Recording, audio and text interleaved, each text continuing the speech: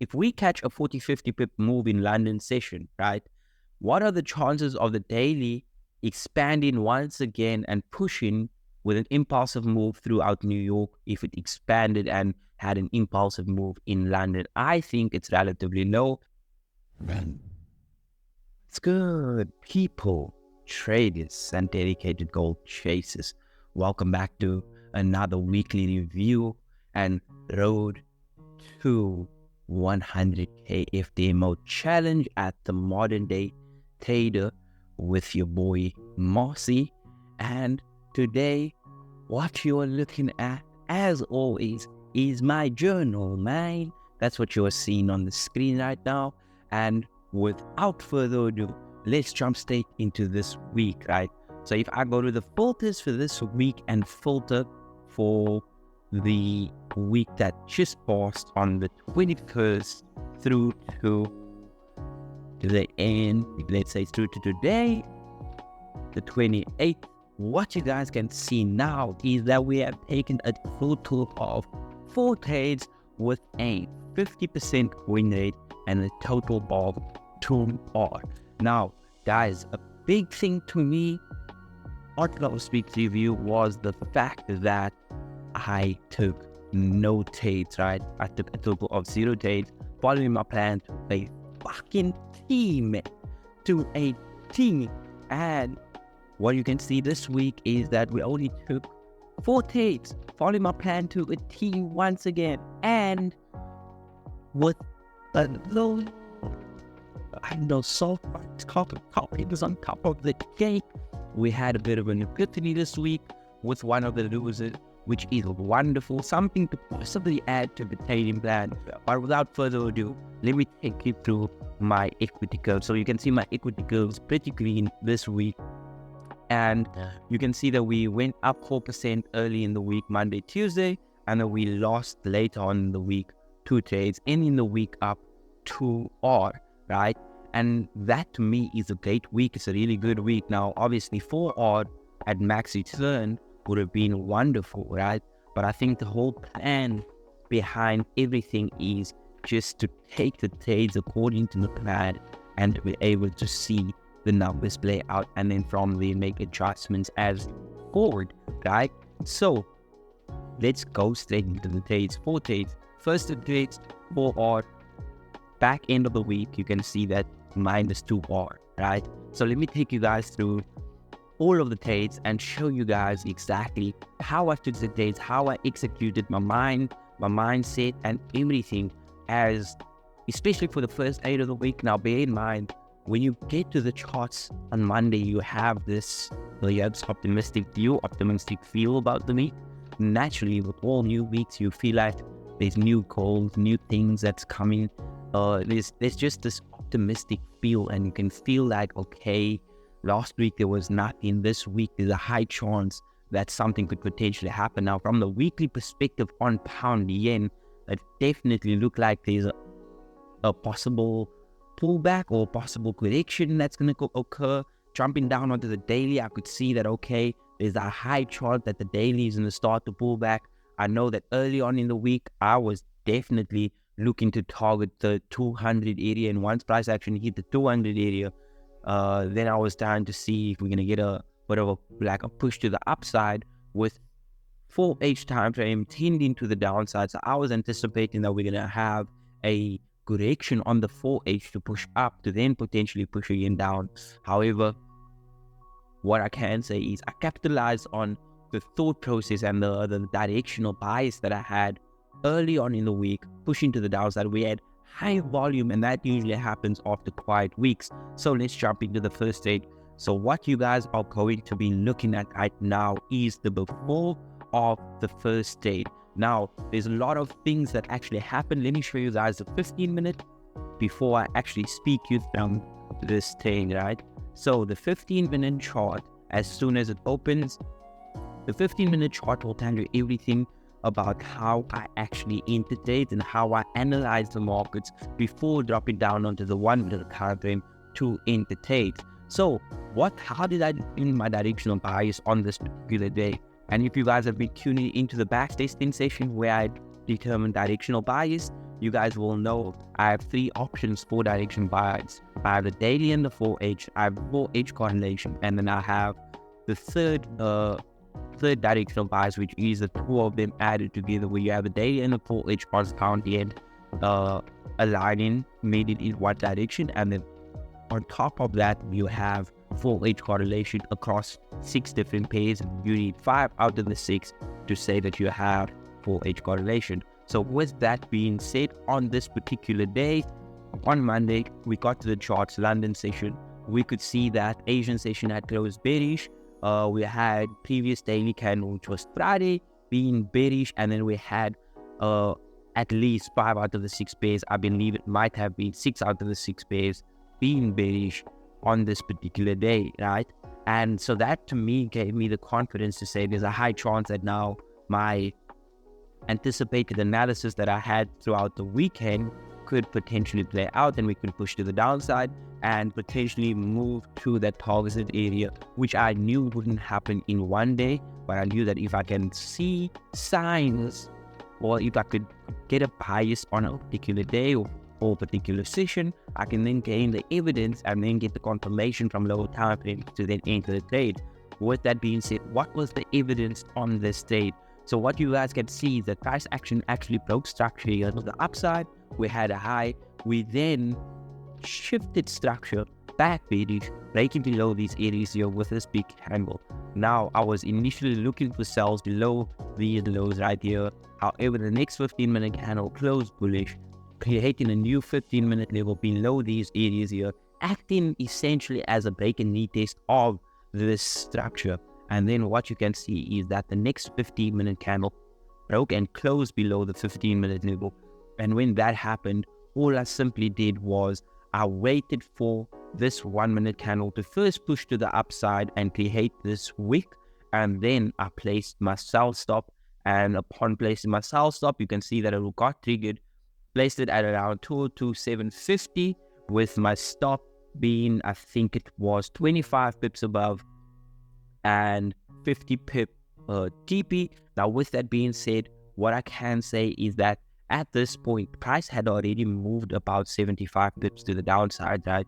So now I'm targeting 50 pips extra.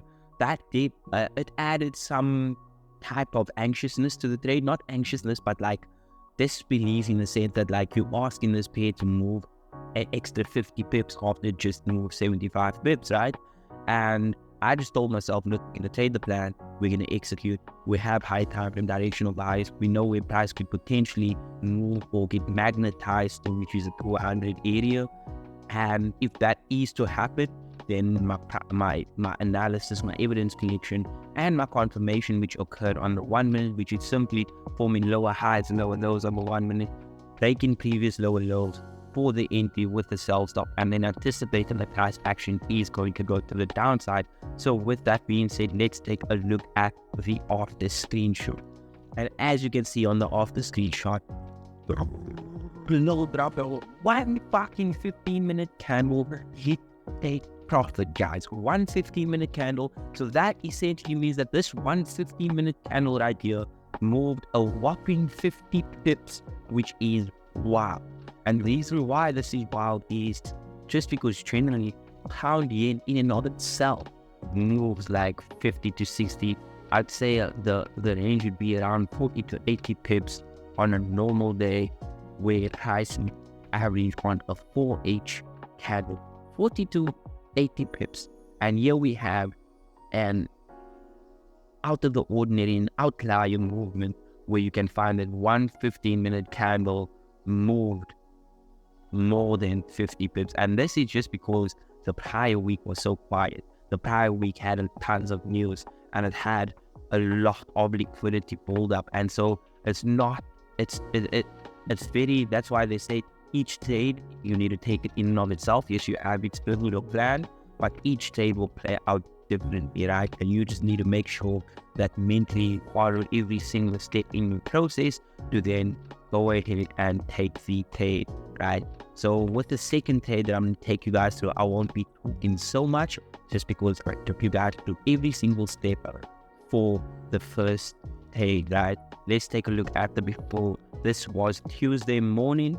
and this is the second trade of the week. So directional lies exactly the same as Monday. We had the daily and the 4H being the same direction, which is bearish in this case. Then we had bearish correlation across all 4HP or across all Ps on our correlation list, signaling sentiment that the yen is essentially strong and the pound is weak. So since we have that confluence, what we do now is we tend to take a look at the 15-minute to build evidence and then to find out what price action is doing. Is it bouncing off from double tops and double bottoms or points of interest, or is it breaking lower lows that was previously formed in the market? What you can see is that price action had actually broke this previous lower low right here, broke and closed below that. And that to me is the evidence that now you can say that within a high volume time, with a breakout of a significant lower low on the 15-minute time frame, you can anticipate now that this volume is going to continue. So we built the evidence, we had directional bias, we built evidence, and we got that evidence collection stating that there's chances that price action could go to the downside. And then now what you can see is we had the confirmation with lower lows, lower highs being made on the 1 minute time frame, placing our sell stop well below the actual previous lower low on the 1 minute time frame, and our actual stop loss well above previous lower high areas, in anticipation that when we do break these lower lows and close below that, market structure essentially shifts again and goes bearish again, and then it just continues to the downside. Now let's take a look at the after picture. This after is slightly different to the previous after. What you can see is that the first 15-minute candle placed me at break even with price action week to 1-to-1 risk to reward ratio, and thereafter we pushed to the downside really quickly within 45 minutes. This came about 3 to 4 pips shy of my TP. We then pulled back, and this pullback correlated with the 4H close and essentially pushing down again and giving me an impulsive push to the downside to take profit. Now bear in mind, this is Tuesday morning around London Open. I'm sitting up 4%. At this point, I'm sitting up around, I think, 8 to 10% for the month. And I think it was 8% if I'm correct. And I'm fucking chuffed. I am patting myself on the back. I'm at work. I'm trying to finish work, and I'm telling myself, like, damn, bro, you are like, the confidence in your trading strategy is just getting cleaner and cleaner. It's getting better and better. And all I can personally say is, let's fucking go. But then this first loss that I took this week is where I had the epiphany. Now I'm not going to take you guys through the before, just because I feel like we are going to make this video pretty long. So I'm just going to go straight to the after and show you guys exactly. Now all the steps will follow perfectly fine. We had everything in place. We had the higher time frame, daily and 4H aligning. We had the 4H correlation. We had the 15-minute shift below a significant level in the markets, and then we had the 1 minute time frame breaking structures and giving me that confirmation. Now what you can see, the price action tapped me in and then it took me out, right?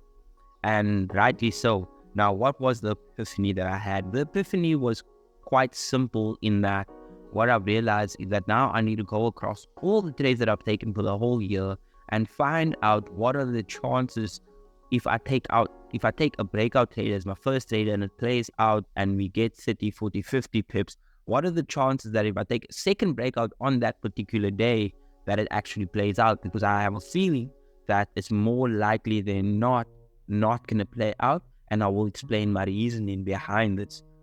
My reasoning behind this is pretty simple.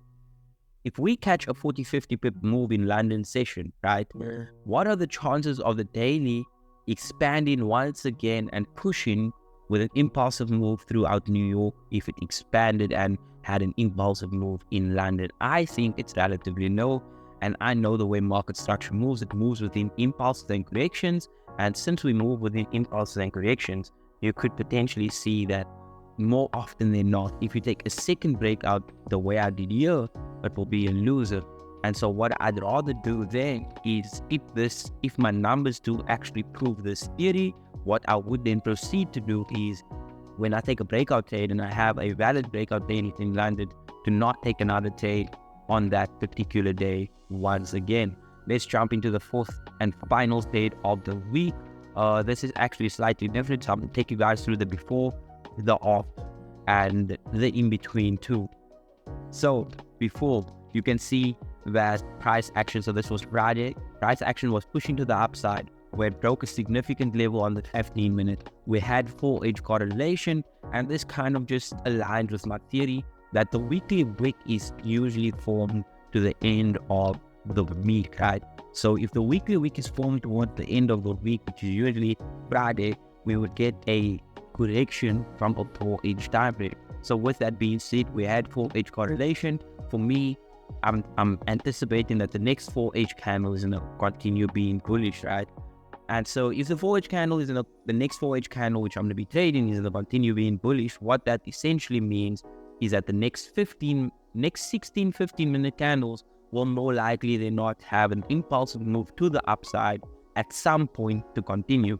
So we collect evidence, we try to find a point in the market where if price action breaks above, or if we bounce off from a significant level, there's a high chance that we are going to continue moving to the upside within a structural, within a relative trading range, right?